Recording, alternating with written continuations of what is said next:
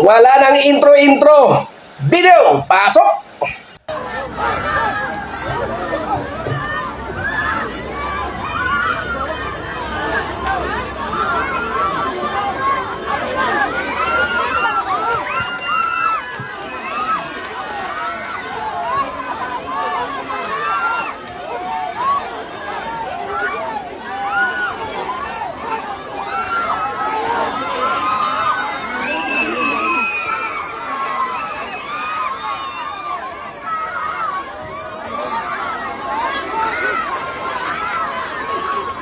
Gago pa kayo.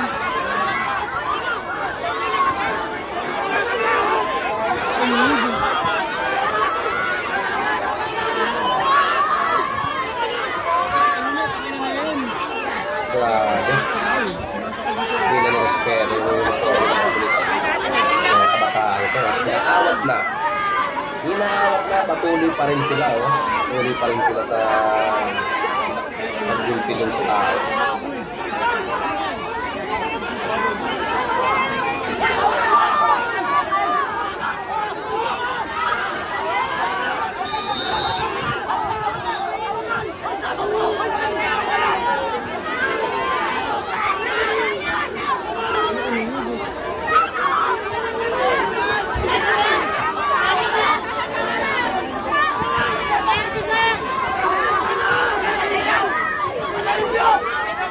Ayun na yan.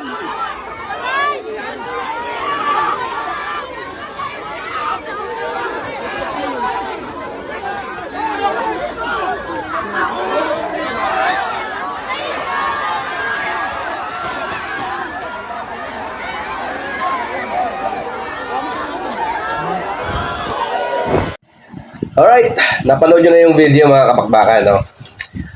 Bigay kayo ng komento dito sa baba sa comment section kung ano yung inyong mga komento tungkol dito sa video na to. Hindi na iginalang ng mga kabataang ito ang uniforme ng ating kapulisan, di ba? Inaawat na ng inaawat, patuloy pa rin sila sa panggugulpe, patuloy pa rin sila sa kung anong pananakit na ginagawa nila sa biktima. Although hindi naman natin alam kung ano ang naging kwento ng viral video na to. Pero kapag andyan na ang pulis, respeto naman, di ba? Respeto naman. Dahil sila yung mga nagpapatupad ng ating batas at nagpapanatili ng ating ng katahimikan ng ating kapaligiran, di ba? Dapat nga boto ako doon sa batas na inilabas nung nakaraan, sino ba yung mga nun, na ibaba ng 13 years old pataas ang pwede nang ikulong. Dahil nga sinasabi, di ba? Marami na nagsasabi na bata nga pwede ka nang ano eh, pwede ka nang tirahin. Pwede kang kanain o kung ano pang tawag nila diyan, di ba? Ang tatapang na ng mga kabataan ngayon, no? Wala nang respeto, tulad nung nakaraang linggo may viral na naman na nagrarayot, babatuhan ng kung ano-ano na, di ba? May apoy pa yung binabato nila. Then, eto pa. Halos mga ano na sila eh, mga wala nang kinakatakutan. Di ba? Wala nang kinakatakutan mga kabataan ngayon. Isipin mo na lang tong video na to, di ba? Kung ikaw ay may takot pa or tawag nito yung may disiplina ka, magpapaawat ka na eh. Di ba?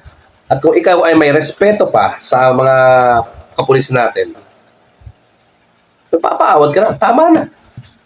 Kasi sa ganyan, di ba? Tingnan mo, oh, ang dami na kisawsaw. Ang dami na kisawsaw. O kahit sabihin na natin ano mang ginawa niyan, pero hindi na dapat ganun. Dahil andiyan na yung pulis na sila na yung bahala diyan na mag-imbestiga kung ano yung dapat gawin niya sa tao yan. Kung yan may nagkasala. Hindi na para pagtulong-tulungan niyo pa. 'Di ba? Sapat na yung sapat na yung nagulpi na ng ilan, pero yung pagtulong-tulungan niyo pa ng tinamo to, sobrang dami. Hindi na mahulugan karayom eh. 'Di ba?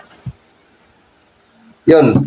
comment kayo mga ano eh, comment kayo mga kabakbakan dito sa comment section kung ano yung ang inyong opinion para naman marinig at mabigyan ng aksyon yung gantong ano eh, na sana may isa batas, di ba?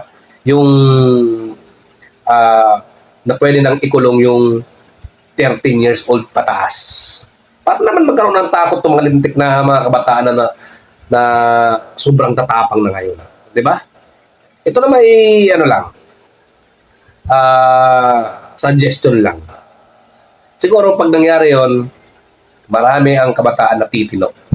Yun lang.